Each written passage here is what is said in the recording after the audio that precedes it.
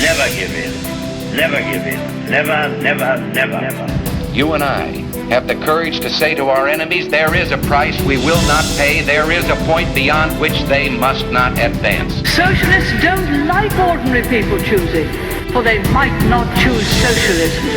We cannot afford to be so politically correct anymore. Conservative One. With George Christensen. G'day, I'm George Christensen, host of Conservative One, the podcast defending traditions and freedom. And I'm joined by Keith Payne VC. He's a real-life war hero. This guy was awarded the last Imperial VC that was awarded in Australia. He's a Vietnam War veteran. More than that, served in Malaya, served in the Korean War. And I want you to hear Keith's story, and I also want you to hear a bit from someone who has been described to me as one of our nation's greatest living treasures, and his views on Australian society and Australian politics today. Keith, your war record is obviously up there. You are, as I said, a living war hero in Vietnam. You rescued, or you commandeered the rescue of 40 men under live fire. Can you tell me about that day back in 1969? Oh my God. Yeah, it was a memorable day for me because quite untold within the military forces. I was a company commander. That's right. Of Mobile Strike Force as a warrant officer. They're carrying out deep penetration operations on the Ho Chi Minh Trail, border area and everything. Our tasking was, of course, to find the enemy infiltration routes and prevent large-scale enemy operations against our forces at that time. This is in the Australian history type of thing. Is quite uncommon for a person of my rank at that time, but the experience. What was your rank at the time, Keith? Yeah. What was your rank? Mm-hmm. What was your rank at the time? Warrant Officer Class 2. Yeah. Right. But when given the tasking by the American Special Forces, they thought, boy, we can't have anybody with the experience here to give command to. We've got to give him command. So it was Ray Simpson, Arsino and myself. We played around the military for many, many years in Korea, Malaya, Vietnam, and all over the place. And the American Special Forces seen the advantage of this and made us company commanders. So when the first operation started, by the indigenous soldiers I was commanding, picked and chose, and they... This is the South Vietnamese. Yeah, no. Montagnards. This is like the Gurkhas, from that mountain chain running all over that way. They were the indigenous people. Okay. Of Vietnam, and I know damn good loyal,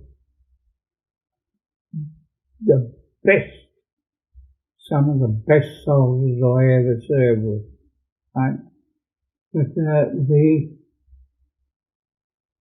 first operation, bang, they selected, and I didn't know, but anyhow they give me four guards. Yep.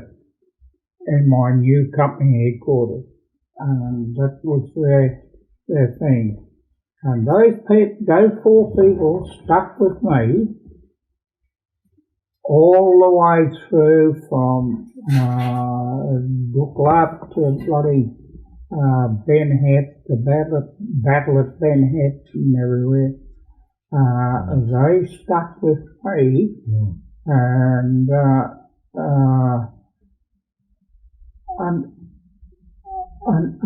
remained to bring out the people and everything.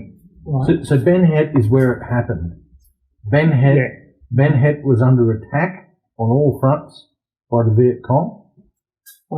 Mate, we walked into the greatest little piece of poop that you could ever talk to.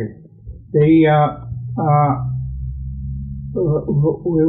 were deployed in onto a feature that was occupied by the 5th Battalion Mobile Strike Force. Yep.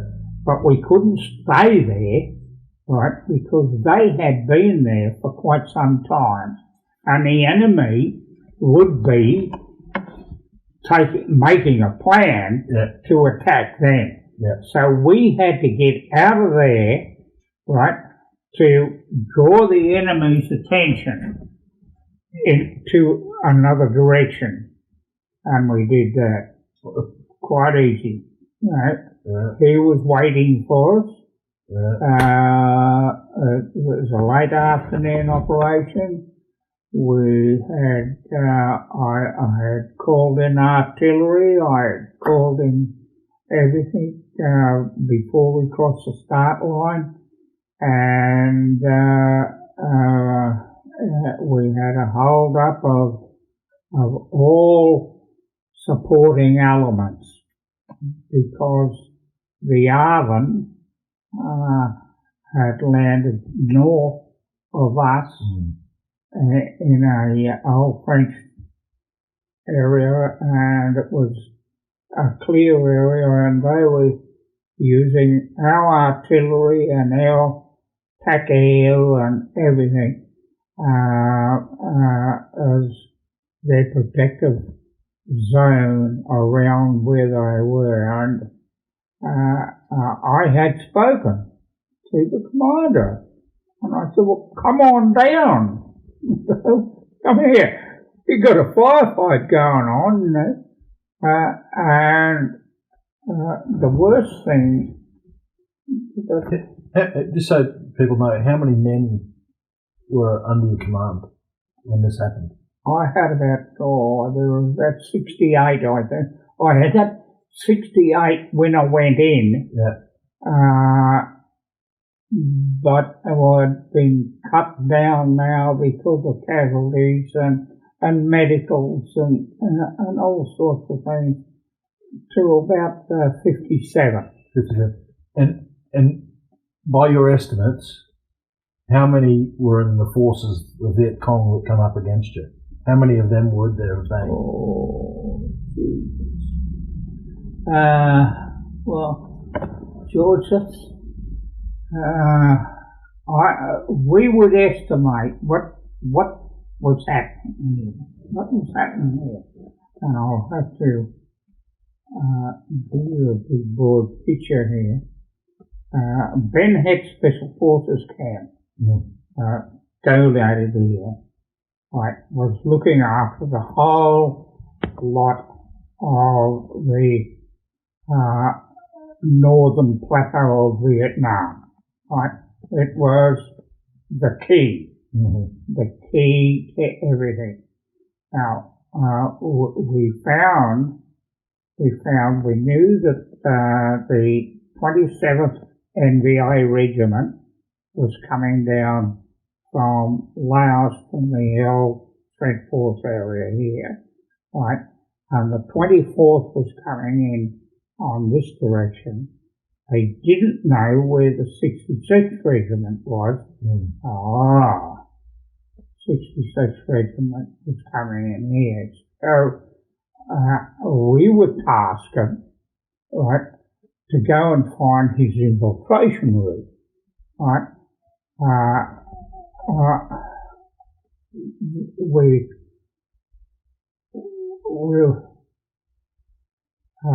We were choppered in, and we offloaded on the 5th Battalion situation, and it was too dangerous to remain in a defensive position with them. We had to move out away from what the enemy would have planned as an attack onto that area. Where we moved to was our mistake. The battalion command's mistake, my mistake, was he had already set up an annihilation ambush on that bloody feature. So when we went onto the feature, then he sprung everything and the firefight was on. A bit tough on yourself to say it was your mistake, because you had no idea he was there. No one had any idea that. Oh no! I'd love somebody to tell me who. Yeah. I'd had the exploitation of a drone at the time to have a look what was going on. It would have been a different war if there were drones in Vietnam. Different war, different situation. So you know, the answer, how many of them were there? A lot. You weren't stopping to count. There was probably, I would say the regiment is 600. 600, and you had about 60. And all his assets. Yeah, well, and he had surrounded. Good. Well, now I know from information he's had them all deployed nicely and everything, the commander. And I congratulate the enemy commander, because he did really have the whole thing set up ready for us. You're under fire. Job was to get the hell out of there, basically, and get the men to safety. But some of your men were shot. Keith, a lot were shot, a lot were wounded, some died. You decide at some point that you're going back in there to get the wounded. Yeah, well... Why? Let me just ask you that question. Why? The other company commander who was going forward, Montez's company was going forward on the bloody right. He was an American, right? And I was my company was going on a left forward to do a defensive area on that little knoll, right? And we just got on it, and he was waiting. Pow! Right? And then Montez was mortally wounded. That was the company, American Special Forces company commander. He came back to me, and the only decision that I could make then was try and make what was known as a tactical withdrawal. Right? So we got as many. So you took command of Montez's forces, the US forces as well. Well, when I analyse things, George, and right through until after that battle we completed, right, I had taken command of the battalion. Yeah. Well, I didn't take command of the battalion. The command of the battalion came to me. Right, somebody had to do something. Yeah.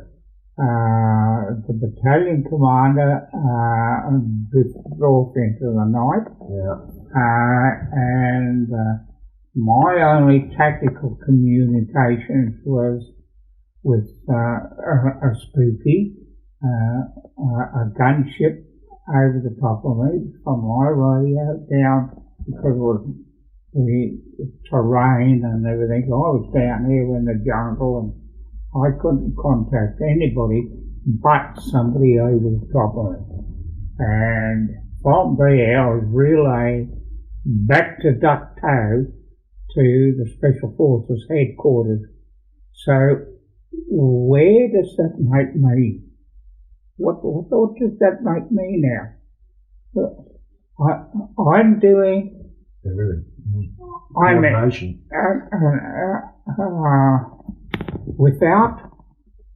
Without wanting to, or without, I was taking over the battalion command. Of the battalion command, because the battalion commander, the American Special Forces officer,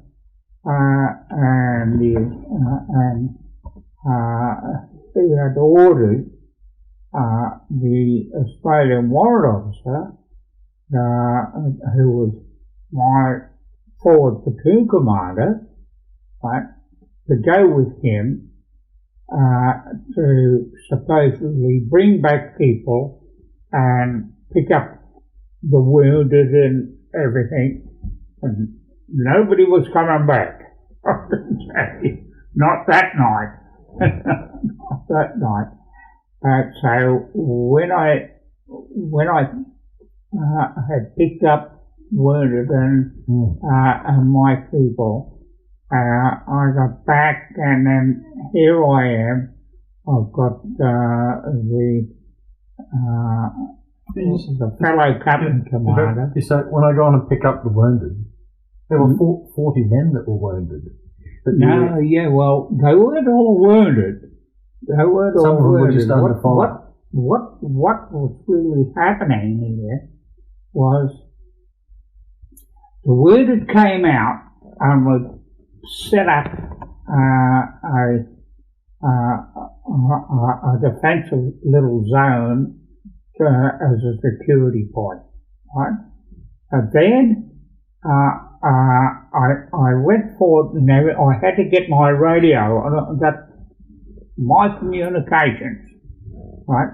My communications, my world was that radio, right?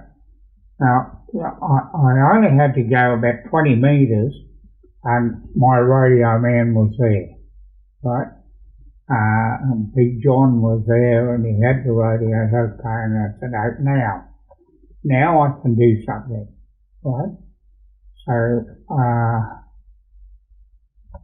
I decided, okay, well, I've got to get some wounded, I've got to get the rest of the wounded off here if I can, right?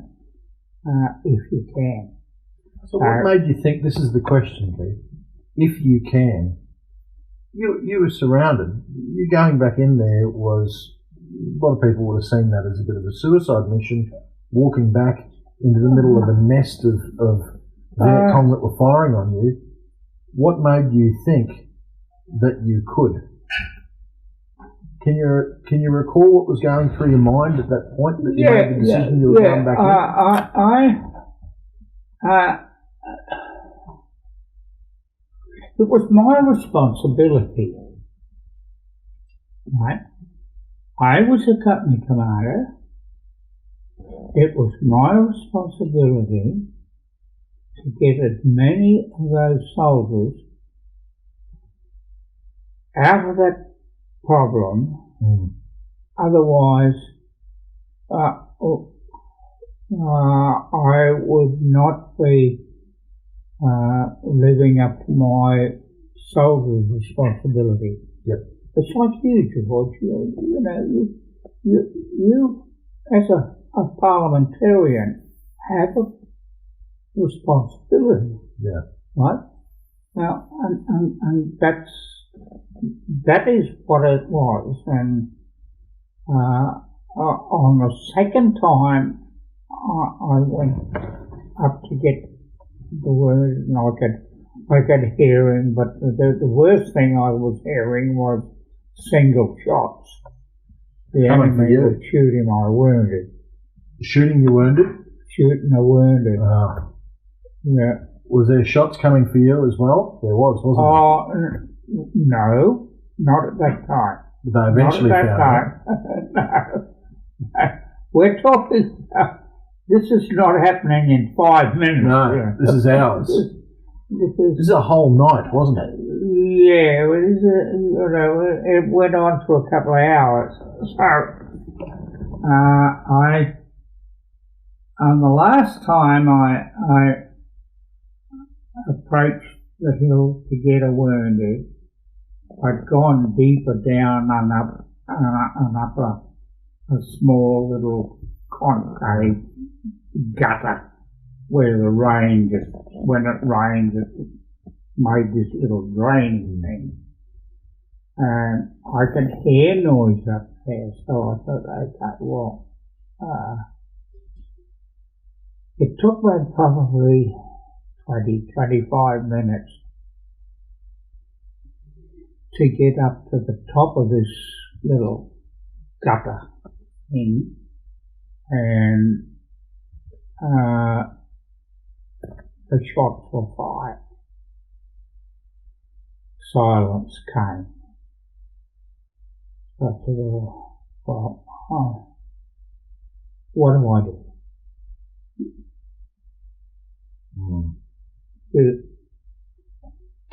Anyhow, I said, well...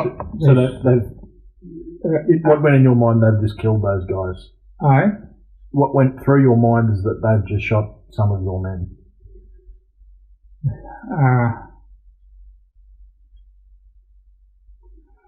Well, through my mind at that time, I just said, okay, well, I can't do any more here. Yeah. But it wasn't an emotional decision, and a lot of people ask me about that, George.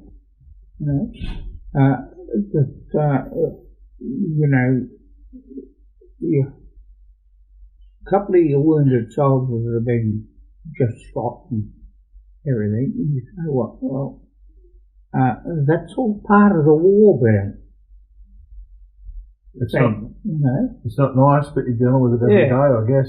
So I rolled over because I had my weapon with me. Wasn't my weapon, but that's another story. Yeah. I rolled over, and then there was two of the enemy just there like that, lying in this little gutter thing. You saw him? Well, one of them opened fire, and the mistake was made. He made the mistake that is pretty normal at the night time. You shoot high, and it went over the top of me. Yep. Right. So I just rolled over, went tap, tap, tap, tap, and they both dropped. Got him? And then I got out of there. Yeah. Down, and I got, because there was a lot of smoke and a lot of leaf fire and everything from the explosives and everything. So I laid down behind the bloody log and I had a smoke. You had a smoke. I had a smoke. Covering your face so they wouldn't see the light, obviously. Wouldn't have made any bloody difference anyhow. They couldn't smell it. Anyhow, I had a smoke and said goodbye to the family. You thought you were gone. Right? You thought this was Well, I still had to go back, and there was 3 blokes that I brought down in the first place here. I had to pick them up, and then I had to get back to my secure zone with my radio and everything. Right? They stayed with me. They stayed with me, mate. I tell you, they didn't. Nothing, and that was all part of the 40, right? Going back, right? And so when I was able to marry up the wounded and everything and get that all back, I think out of the 40 when it all ended up, there would have been probably 8.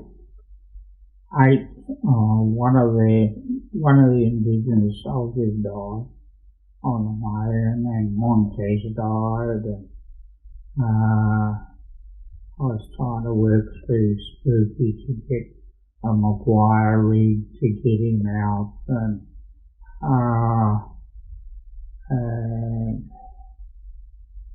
yeah.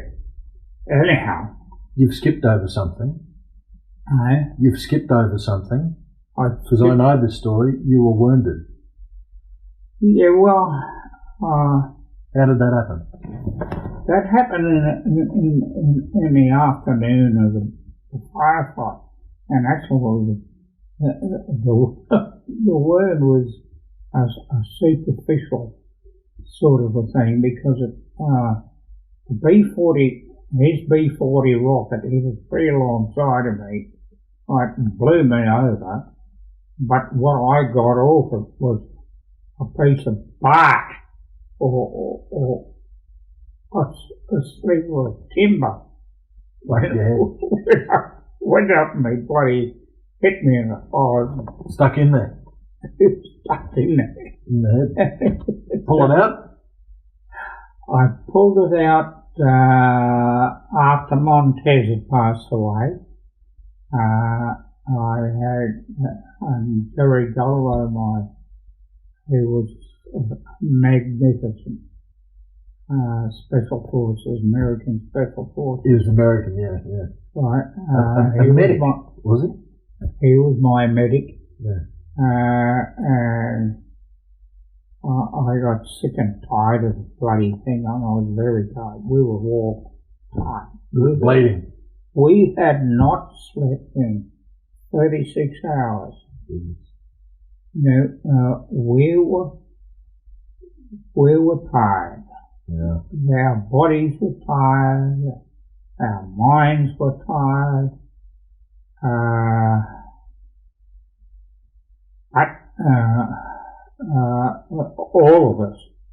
All of us.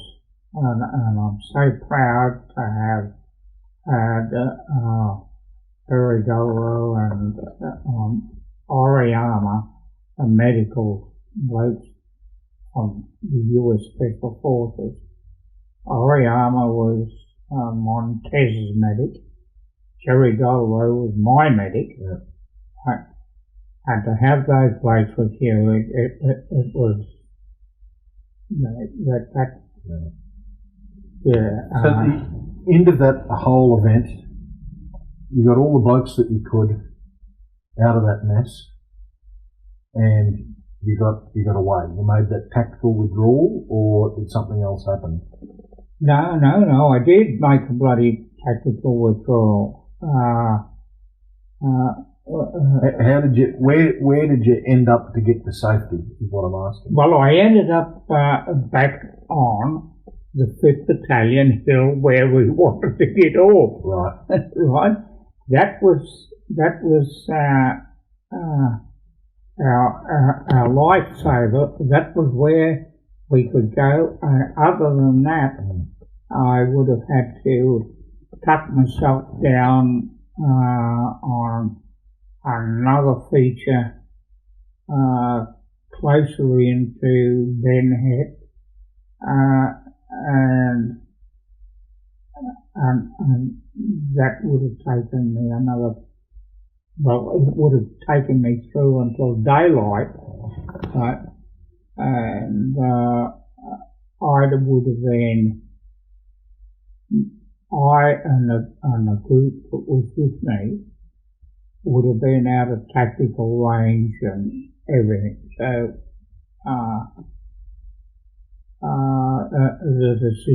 my decision was I'll go there, right? And then the next morning, the wounded went out in the chopper, and I went out in the chopper, and I went back to Duckdale, into the headquarters, all sorts of 2 stars and generals and everything, and I said, you've got to pull them all out.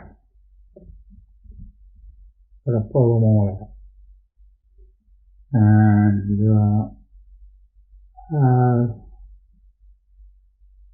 as an Australian wildlife, and at this time, most of the command in the field in that direction. But there was things going on all over the place. But in my area, I had become the commander. Whether I wanted it or not, I didn't.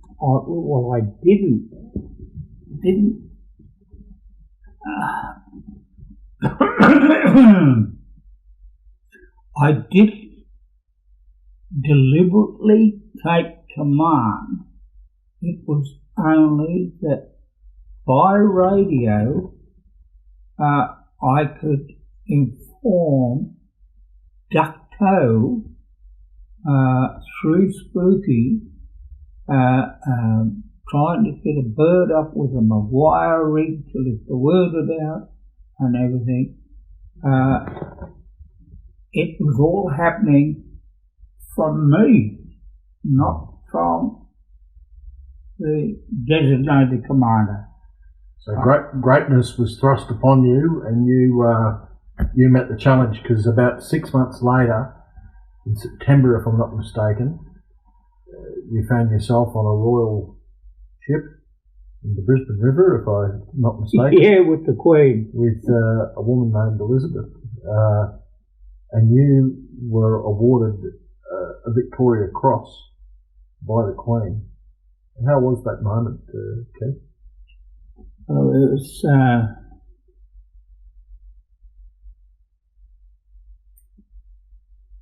It felt fine for me.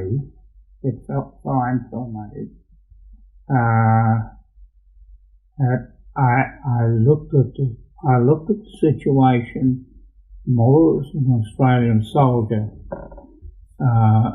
saying, well, here's a digger,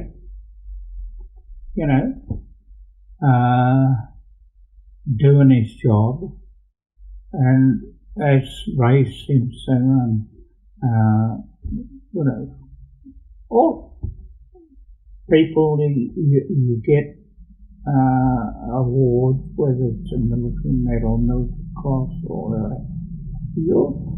You're only carrying out your responsibilities as a commander or as a machine gunner or whatever, right? And I think that from the Australian military point of view, the day I stood before the Queen to receive the Victoria Cross, I was doing that on behalf of the Australian Army training team, the warrant officers, the soldiers of Australia, and to do that, and of course I did mention in my own way the thanks to Jerry Dolro. He got 2 silver stars, for God's sake, with me. The Americans. Bravery. Yeah. And, the Americans gave me their second highest award, which is the Senior Service Cross. They also gave me the Silver Star, which is the third highest award. All of these things were happening, but I in my own little way, so that I'm proud to be an Australian soldier. And you deserve it. You deserve it. Very well. George, the army is a family. And whilst a lot of people don't realise that you're prepared and trained to fight for your nation, but you're also prepared and trained to die for your nation, and die for your friend that's alongside you. That's an Australian.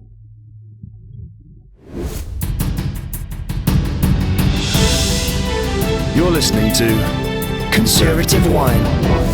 So Keith, given that you were awarded the Victoria Cross by the Queen, tell me, how do you feel about the push for a republic, for instance? How do you feel about the push for a republic? Within Australia? Yeah. No, look, George, I'm dead against it. It came up a couple of years ago. Yeah. It's died off. I haven't heard, except for a couple of things that I have mentioned to you about the Federation's star and things. I haven't heard a lot of proposal or anything or build up to a republic. Yeah. Which pleases me. Why? Why don't you think we should have a republic? What do you reckon?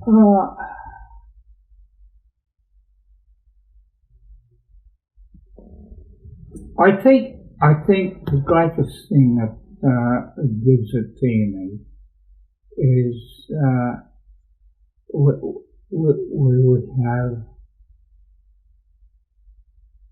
chosen allies, and our allies are, right, from Great Britain to the old Commonwealth of Nations.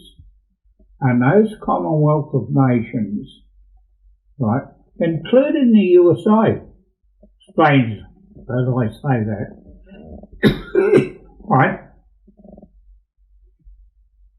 but whilst we have that whole family, that something to make us one, right, we are solid on the ground. We're solid as a nation on the ground. within the Commonwealth, and we should remain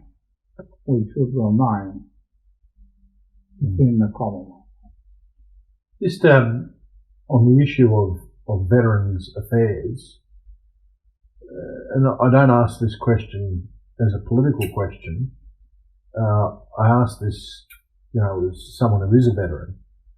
Keith, are we doing enough for our veterans? And if not, what more should we be doing as a country? All right. See, that's a great question. I have a wine. I'll have one too. Cheers, by the way. Yeah, cheers. I have a great program going on at the moment for post-traumatic stress. Now, shortly. Is this something you're pushing for? Oh my God, I'm passionate to believe that post-traumatic stress, not only from the veterans, right, but from the first responders, the police force, the fire brigade. Have a look what's happened. Yeah. George. All of these people have got a problem, right? And I had the problem. I know that. But what Australia needs to do, the government needs to do, is to have a long, hard look at what the mental attitude of Australians are when they be coming out of problem, like the fires. This poor bugger that was looking after his cattle out there, right, in the drought and everything, and he just kept some skinny bloody cattle, and then all that bloody water came down and drowned them, and that was too much for him. He just went, right? These are the things that are happening within our nation. People within our nation. The ambos, the policemen, everybody, right? But the thing that gets me is it's been happening since we went to the Boer War. Mm. The First World War, the blokes are coming home, not the French disease, the whole thing. They're locking them up in lunatic asylums. They go down the street and they have a punch up with the bloke because he says the wrong thing, and he goes to jail. Now, why? Why? The problem is the government, and it hasn't been faced. Right? The post-traumatic stress disorder needs to be addressed, and addressed immediately. Immediately. Right? And that is, if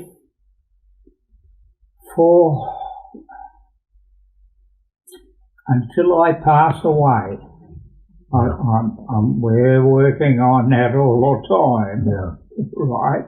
Working on that all the time, to ensure that the suicide rate is broken down by the medical expertise and everything, and looking after the post-traumatic stress thing. It is a medical problem, and it has not been faced by the Commonwealth government, nor right, the British Commonwealth, right, has not looked at this problem. Has not looked at this problem. And it is a problem. And it's a big problem. right? Now, it can be fixed. You don't have to go into a royal commission and everything else like that. A lot more has to be done. Yeah. Well, a lot has to be done. I think we need to continue doing a lot, and we'll never ever stop doing a lot because, the people that have signed up for service, that actually trained to fight for their country, and as you say, trained to die for their country. Yeah. You can never, ever do enough for No, people who've done that. And I agree with you. You can never ever do enough for the people who have also put themselves in harm's way in service in our communities, the police, the fires, everything. The ambulance, Yep. They do put themselves in harm's way. They're the first responders. Yeah. Keith, what do you think about political correctness? It seems to have gone out of control these days in Australia. You've been through a lot. You're 89 almost. 89, is it? 87. 87, I'll start it again. So you're making me too old, making George. me too old. Start again. So, Keith, political correctness, I reckon it's gotten out of control in this country, and a lot of countries actually. You're 87 years old, you've seen a lot. What do you think about this politically correct culture we've got, this woke culture that they go through these days? Well, it's come up as a little bit of a saga, really. It's something that's out of control, politically and media.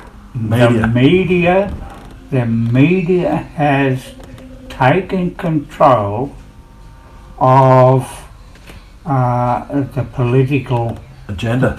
Political agenda, the political vein, call it whatever you like, but the media are in there sniping and everything, and they're bringing out things that are absolutely incorrect, and they're getting away with it.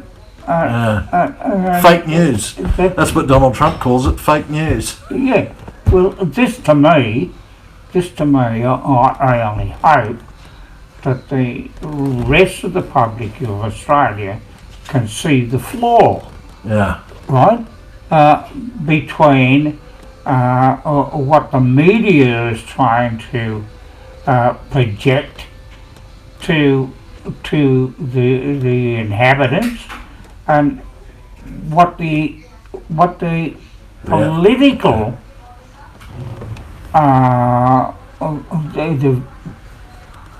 the voted government of the day is looking after the country and everything, and they're taking all sorts of things into consideration and everything, right?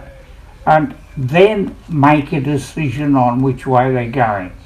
Whereas the media just pick up a little bit of thing here, a little bit of thing here, put it on paper, talk about it on TV, and that to me is the most damning thing to the nation. There's half correctness going out there, half of this bit, and it's all media, and so I don't. I listen to media, obviously, right? But I make my own bloody decisions. Yeah, well, on what is and what is not, and I'm not a politician. I'm just a citizen of the world, or a citizen of Australia. How many citizens out there hear all this toing and fromming and everything and make their own decision? Yeah. Right. We need more of that. And you're your own man, you proved that. Hey? You're your own man, you proved that, so we need more of that. Can I ask you one last question, Keith? One last question. You told me about where you took the smoke, where you thought about saying goodbyes because you thought that was it, you weren't going to make it out. Did you say a bit of a prayer to the man in the sky? Are you a religious man, a man of faith? No, at that time I said goodbye to my family, and my only thing was for a religious thing is I said, well, I've made it this far, I wonder how far I can go with your help. With your help.